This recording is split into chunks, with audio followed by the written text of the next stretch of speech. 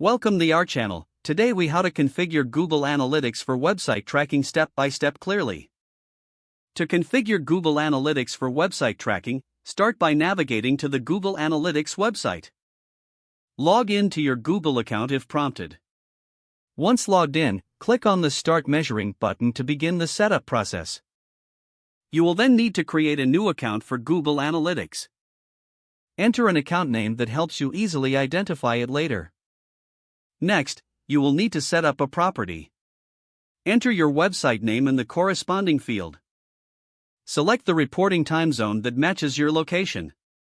Then, choose the currency suited for your website's transactions. Click Next to continue the setup process. You will be prompted to provide additional business information. Select your industry category from the drop-down menu. Indicate the size of your business by choosing the appropriate option.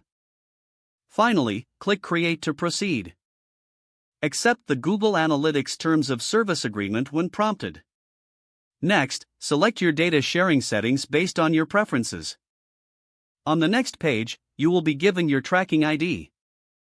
Copy this tracking ID as you will need it later. Scroll down to find the option to set up your data stream.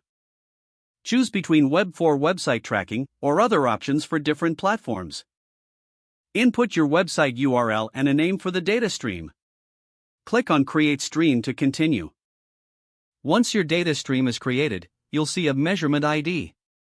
Copy this ID, as it will be used to link Google Analytics to your website. Now, navigate to your website's content management system or code editor. If you are using a CMS like WordPress, access your theme or use a plugin for easier integration. For manual installation, locate the HTML file of the page you want to track. Paste the tracking code just before the closing /head tag.